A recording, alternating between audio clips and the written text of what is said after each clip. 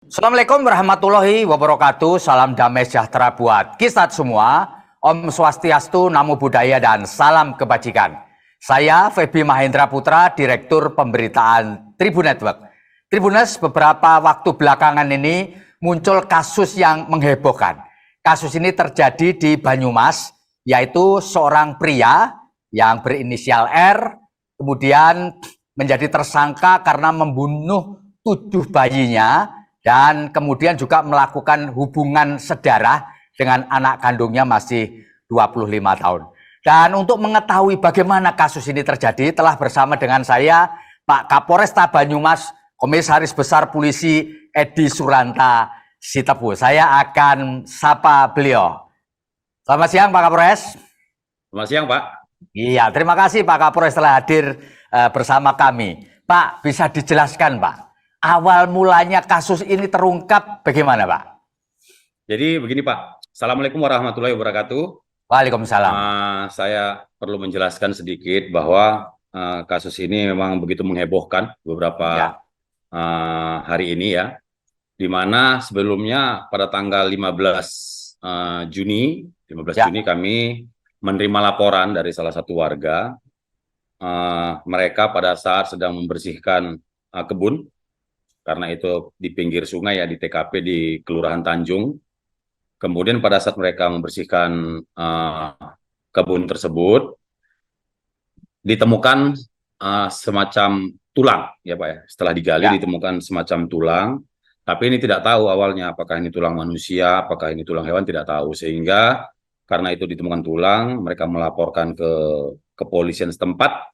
Dan dari pihak kepolisian langsung berkoordinasi dengan puskesmas untuk mengidentifikasi temuan tersebut.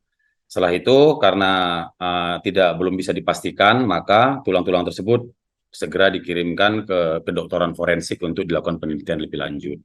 Kemudian tanggal 17 ya, setelah itu kita berkoordinasi dengan kedokteran forensik dan itu bisa dipastikan bahwa itu adalah tulang manusia, atau tepatnya tulang bayi. Kalau dari keterangan dokter itu antara 1 hari, kira-kira 1 hari sampai 1 tahun, begitulah keterangan dari dokter pada saat itu. Terus kemudian berdasarkan dari keterangan tersebut ya, kita melakukan penyelidikan, dan pada tanggal 21 pada saat pemilik lahan masih melanjutkan pembersihan terhadap lahannya tersebut, dan menemukan 3 makam lagi yang isinya tulang-tulang tersebut. Setelah ditemukan ya, kita langsung ke TKP karena ini temuannya masih di satu lokasi, dan kita pada saat itu langsung mencurigai bahwa ini pasti ada kaitan dengan tindak pidana karena tulang-tulangnya sama semua. Dan dari hasil penyelidikan kami ya, kami mendapat informasi atas bantuan dari juga masyarakat ya, kita menemukan saudari E, dan kita lakukan pengamanan dan kita mintain keterangan. Dan dari hasil keterangannya di tanggal 21 tersebut ya, 21-22 kalau tidak salah itu, kita langsung memeriksa dia, dan dia mengakui bahwa keempat tulang atau 4 makam tersebut itu adalah milik atau anaknya yang hasil dari hubungan dengan orang tua kandungnya. Kemudian ya, setelah kita lakukan pemeriksaan, kita kemudian langsung mengejar terhadap tersangka Rudi. Rudi ini nama bapaknya.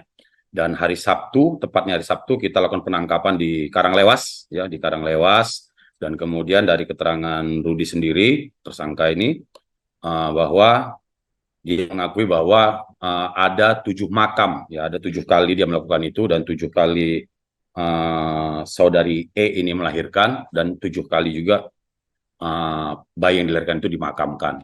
Dan kita melakukan penggalian, kita menemukan 4 makam yang pertama, dan kemudian yang terakhir kita cari 3 lagi. Kita menemukan 1 makam, tetapi tidak ada tulang-tulangnya, yang ada itu hanya pakaian. Dan sampai saat ini kita masih terus melakukan pencarian di lokasi yang sama. Dan kemudian setelah kita berdasarkan pengakuan daripada tersangka E, kita tetapkan tersangka, dan sekarang sedang berproses terhadap tersangka. Kita jerat dengan pasal 340 tentang pembunuhan berencana, begitu juga dengan Undang-Undang Perlindungan Anak pasal 80 ayat 4. Sementara itu Pak, dan barang bukti yang kita temukan sama dengan barang bukti yang ada di makam ya, baju-baju pembungkus bayi tersebut. termasuk juga cangkul yang digunakan untuk memakamkan anak daripada tersangka dengan anak kandungnya saudari E. Pak, bisa dijelaskan nggak, Kak? Kebun tempat untuk memakamkan bayi-bayi itu milik siapa dan bagaimana polisi sampai ke nama E itu, Pak? Ya, jadi begini Pak, lokasi tersebut itu tepatnya di Kelurahan Tanjung Purwokerto Selatan, yaitu di pinggir sungai. Ya, kemudian di apa namanya di lokasi tersebut awalnya itu ada kolam, kemudian mau digunakan gitu Pak. Jadi dikerjakan atau diperbaiki supaya mau digunakan, kemudian ditemukan makam gitu Pak. Kemudian karena kita sudah menemukan ada 4 makam, maka kita menduga bahwa ini ada kaitannya dengan tindak pidana. Kemudian kita mencari informasi atau melakukan penyelidikan di sekitar lokasi bahwa sebelumnya itu memang ada bapak sama anak ya yang dulunya pernah mengandung, tetapi anaknya tidak ada gitu Pak. Sehingga berdasarkan keterangan itu kita langsung mengamankan saudari E ini Pak. Pak, apakah sosok B ini memang benar adanya? Artinya orangnya ada gitu? Ya, itu tadi saya sampaikan Pak, bahwa ini semua kan keterangan dia dan sampai sekarang masih kita dalami. Jadi tapi kalau menurut dia, si B ini sudah almarhum gitu loh Pak. Oh iya. Jadi menurut keterangannya si tersangka, si B ini sekarang sudah almarhum, jadi nggak mungkin kita temui lagi gitu. Seperti itu. Atau memang nanti akan berusaha kita tentunya akan dalamin Pak. Semua keterangan tersangka pasti kita akan dalami kebenarannya dan harus kita uji Pak kebenarannya. Apakah di lingkungan tempat tinggal tersangka dan keluarganya ini Pak memang memungkinkan untuk orang bisa melakukan apapun tanpa tetangganya tahu? Saya kira tahu Pak ya. Jarak di situ saya sudah ke TKP, saya melihat ya. Di situ juga penduduknya juga padat. Ya saya kira tahu. Ya. Dan Pak Kapolres, kalau dilihat dari sini kan si orang ini atau tersangka ini kan mempunyai istri ya Pak ya. Mengapa selama ini istrinya tidak bereaksi untuk lapor polisi atau lapor pengurus RT setempat atau pengurus kampung gitu Pak? Jadi perlu saya jelaskan Pak, Rudi punya istri 3 Pak. Jadi yang pertama cerai, yang kedua cerai, kemudian yang ketiga yang sekarang ini yang punya anak saudari E, ini istri yang ketiga. Ini juga sudah cerai Pak statusnya. Kemudian ya sudah cerai juga statusnya. Dan istrinya kenapa yang istri yang ketiga ini tidak melaporkan? Itu tadi Pak, karena ya bahwa saudari S, ibu si saudari E ini diancam oleh saudara Rudi bahwa kalau perbuatan Rudi itu sampai banyak yang tahu dan kemudian banyak yang mengetahui, maka mereka akan diancam akan dibunuh. Sehingga atas ancaman tersebut, sehingga saudari E maupun saudari S ini tidak melaporkan. Begitu Pak. Pak, saudari S ini apakah berada dalam satu rumah, dalam satu gubuk dengan tersangka atau sudah tidak lagi pisah, berada dalam? Oh sudah pisah ya? Sudah pisah. Itu kalau boleh saya tahu berapa lama dekat-dekat Pak? di situ Pak. Oh dekat-dekat situ ya? Ya dekat-dekat situ. Pak, apakah boleh dibilang bahwa keluarga dari tersangka ini adalah orang yang kalau kita sebutnya gitu kayak gelandangan gitu Pak ya? Orang yang tidak punya tempat tinggal dan mungkin itu juga gubuk yang ditempati sebenarnya status tanahnya juga nggak jelas gitu. Apakah gitu Pak? Saya kira tidak Pak ya. Jadi mereka ini juga ada rumah ya. Sebelumnya juga ngontrak ya. Jadi untuk tanah di situ kalau seandainya statusnya bagaimana kami belum mendalami. Tapi yang jelas mereka ini bukan statusnya seperti gelandangan yang kesana kesini. Mereka juga ini ada bekerja juga gitu Pak untuk si saudari tersangka Rudi ini Pak. Artinya sebenarnya dokumen kependudukan mereka ini lengkap ya, KTP ada, KK ada gitu ya Pak ya? Untuk sementara seperti itu Pak, ada Pak. Ya, Pak, apakah selama proses pemeriksaan ini terhadap korban bernama E ini kelihatan mengalami shock atau gangguan kejiwaan gitu, atau biasa saja Pak? Kami tentunya nanti perlu berkoordinasi dengan ahli kejiwaan terkait dengan bagaimana kondisinya dia, sehingga kami belum bisa sampaikan saat sekarang ini. Nanti pada saat kita sudah periksakan akan kita sampaikan lebih lanjut lagi Pak terkait dengan kondisi kejiwaannya. Namun sejauh ini memang ketika kita minta keterangan tidak ada reaksi apa-apa. Oh, Tetapi jadi itu biasa saja tetapi gitu, Pak. biasa, tetapi itu belum menjawab apakah dia ada depresi atau bagaimana. Tentu ini nanti harus kita lakukan pemeriksaan secara kejiwaan. Pak, apakah terhadap tersangka ini juga akan dilakukan sebuah asesmen terkait dengan kejiwaannya, Pak? Karena kan Tentu Pak, agak menarik gitu loh. tentu Pak, kita akan lakukan semuanya terkait dengan asesmen kejiwaan dan lain sebagainya terhadap tersangka maupun terhadap kedua saksi ini nantinya Pak. Pak, sepanjang orang ini menjalani pemeriksaan terutama tersangka ini, apakah dia juga biasa saja gitu atau ngelantur atau apa, Pak? Gimana Pak? Kurang Apakah paham. ketika dia menjalani pemeriksaan tersangka ini, Pak, tersangka R ini, apakah dia ngelantur biasa saja, normal-normal saja atau gimana, Pak? Untuk sementara ya hasil pengamatan kami secara Ya. visual ketika dia diperiksa sampai sejauh ini dia masih menunjukkan batas-batas normal Pak ya. Jadi Ya. tidak tidak melantur dan lain sebagainya. Dan dia bisa semua menjawab dan jawaban-jawaban dia itu berkaitan dengan jawaban daripada saksi-saksi Pak. Oh gitu. Ya. Pak, kalau boleh saya tahu meskipun ini masih berproses, Pak ya, apakah tindakan perbuatan tersangka kepada anaknya ini yang sudah berlangsung 10 tahun ini juga kemudian mempengaruhi situasi lingkungan di tempat tinggalnya, Pak? Maksud saya apakah perlu juga di tempat yang padat penduduk ini kita juga polisi perlu melakukan satu tracking begitu, apakah ada orang-orang yang jenis kayak begini nih, Pak? Tentu nanti ini berproses Pak ya, kami juga akan berkoordinasi dengan pemerintahan setempat, dengan stakeholder terkait dengan hal ini.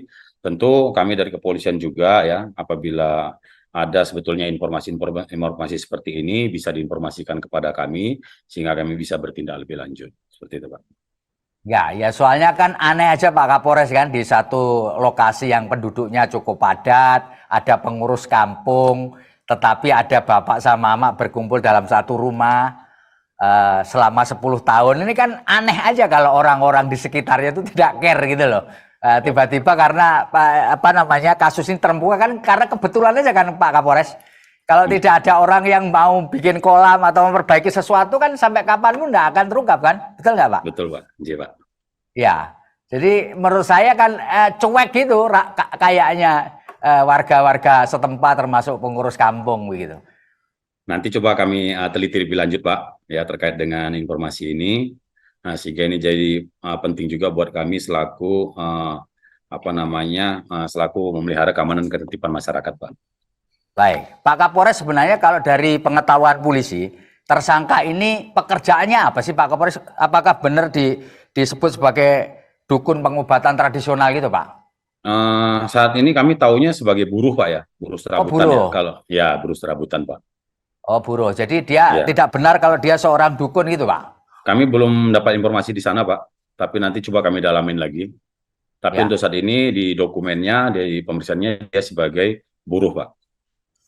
Pak Kapolres, apakah sepanjang karier Pak Kapolres sebagai anggota polisi pernah menangani kasus yang mirip kayak gini nih Pak? Sebelumnya Pak? Baru ini Pak ya. Baru kali ini ya Pak ya? Iya Pak, baru kali ini Pak. Iya, baru kali ini. Pak, ketika Bapak mendapati fakta-fakta begini ya, yang Bapak rasakan apa Pak? Ini kan baru pertama kali nih Pak Kapolres sepanjang karier jadi polisi ini. Berapa tahun Pak Kapolres karier jadi polisi Pak? Sudah 23 tahun Pak. Tuh 23 tahun baru ngalami ini dan ya uniqueness gitu. Apa yang Bapak rasakan Pak? Tentu saya pas aku penyidik ya, yang saya rasakan ya, sebagaimana penyidik lainnya, tentu kita harus segera mengungkap ini dan memproses pelaku sesuai dengan perbuatan yang dia lakukan Pak. Pak, sepanjang Bapak ketahui kan yang nangani perkara itu pasti tim ya Pak ya, yang Bapak tugaskan. Selama menangani proses ini mulai tanggal 15 tuh mengalami hal-hal yang aneh nggak Pak? Nggak ada Pak, semuanya nggak berjalan ada, biasa normal aja Pak. Ya Pak ya? Biasa Pak. Oh kita iya, tangani biasa secara aja, profesional, kita bekerja berdasarkan bukti-bukti, berdasarkan keterangan-keterangan saksi, sehingga kita bisa menentukan tersangka berdasarkan keterangan saksi, alat bukti yang kita dapatkan, sehingga kita bisa menentukan tersangka, dan pada saat itu kita lakukan penangkapan terhadap tersangka dan prosesnya berproses terus, kita tetapkan sebagai tersangka dan kita lakukan penahanan, Pak. Pak Kapolres, kalau boleh saya tahu, sepanjang 20 tahun lebih menjadi polisi, pernahkah Bapak mengalami penanganan perkara yang sulit gitu, Pak? Tentu Pernah ada nggak, Pak? tingkat-tingkat kesulitannya, Pak. Semua perkara kan ada tingkat-tingkat kesulitannya, Pak. Atau yang barangkali yang Bapak nggak bisa lupain selama 23 tahun berkarir ini, nangani perkara apa, Pak? Coba nanti saya cek lagi, Pak, ya. Kira-kira. Tapi kalau perkara Ya. ini tingkat kesulitannya termasuk rendah, sedang atau tinggi, Pak? Saya kira ini keterangan pada saat kita ke TKP ya, kita mendapatkan keterangan dari saksi, kemudian juga barang buktinya juga ada, kemudian juga saksi juga ada, dan dari keterangan saksi kita bisa menemukan tersangka, sehingga pengungkapan kasus ini tidak begitu lama ya, dari tanggal 15, tetapi kita masih penyelidikan. Di tanggal 21 kita menemukan juga dengan 3 makam, sehingga kita menyimpulkan bahwa ini ada kaitan dengan tindak pidana. Tanggal 23 kita sudah bisa menangkap tersangka, Pak. Jadi Pak Kapolres, kira-kira perkara ini bisa naik ke tingkat penuntutan, diserahkan ke jaksa penuntut umum, perlu waktu berapa lama? Kira-kira aja, saya kira Pak. tidak terlalu lama, Pak, ya. Dalam waktu dekat ini, Sebulan, Pak? Ya, Sebulan? kira-kira seperti itu, Pak. Ya, nanti kalau udah Sebulan, ya, Pak, selesai, ya? segera kita limpahkan ke kejaksaan. Pak, belajar dari kasus ini, apa yang bisa Bapak sampaikan kepada masyarakat yang menonton acara kita, terutama masyarakat Banyumas, terkait dengan kewaspadaan, Pak? Silakan, Pak Kapolres. Tentunya dengan kejadian ini ya, kita ambil hikmahnya bahwa kita harus peduli terhadap lingkungan kita, dan kami kepolisian ini tidak bisa bekerja sendiri, walaupun kami sebetulnya sekarang ada Babin Kamtimas, ada polisi RW, namun kalau itu tidak dibantu masyarakat untuk memberikan informasi-informasi terkait dengan kejanggalan-kejanggalan, kecurigaan-kecurigaan dari masyarakat, sehingga kami juga tidak bisa menjangkau itu. Untuk itu, kami memang butuh informasi dari masyarakat, informasi apapun, sehingga informasi itu kami olah, dan kami bisa melakukan tindakan-tindakan yang kami anggap perlu untuk mencegah terjadinya gangguan keamanan, atau kami sebagai pemelihara keamanan Harkamtibmas. Oke, Gitu, Pak, satu lagi nih sebagai penutup nih. Kalau menurut Bapak perkara ini termasuk sadis atau biasa aja, Pak? Tentu kalau lihat dari perbuatan dari pelaku ya, tentu membutuhkan keberanian atau seorang yang tidak tega untuk membunuh darah dagingnya sendiri, begitu juga hasil hubungan dia dengan anaknya, sehingga dia berani ataupun punya kenekatan yang lebih untuk melakukan itu. Pak, satu lagi saya lupa tadi tanya, apakah perbuatan tersangka ini melakukan hubungan incest dengan anaknya itu dilakukan dengan tekanan atau bagaimana, Pak? Ancaman, Tentunya, tekanan, ancaman kekerasan itu gimana, Pak?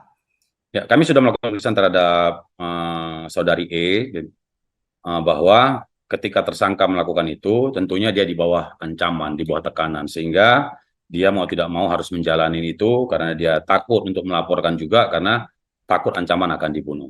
Itu, Pak, yang kami yang kami dapatkan keterangan dari saudari E. Pak, ini jadi Pak Kapolres terakhir nih. Jadi tersangkanya 2, E juga jadi tersangka? Untuk sementara kita tetapkan tersangka Rudi, Pak. Tersangka Rudi, 1. sementara ya, Pak, sementara Ya. saudari E, kemudian saudari S ini masih kita periksa sebagai saksi, karena tadi masih ada di bawah ancaman. Oke. Ya. Baik, Pak Kapolres, terima kasih banyak. Moga-moga lancar tugasnya untuk menyelesaikan kasus ini dan menjaga Kamtibmas di wilayah Polresta Banyumas. Terima kasih sekali lagi Pak Kapolresta Banyumas, Kombes Polisi Edi Suranta Sitepu. Saya Feby Mahendra Putra pamit undur diri. Assalamualaikum warahmatullahi wabarakatuh. Waalaikumsalam. Selamat sore. Salam damai sejahtera buat kita semua. Om Santi Santi Om, Namo Buddhaya, salam kebajikan dan jangan lupa tetap bahagia. Jangan lupa follow, like, dan subscribe sosial media Tribun Jateng.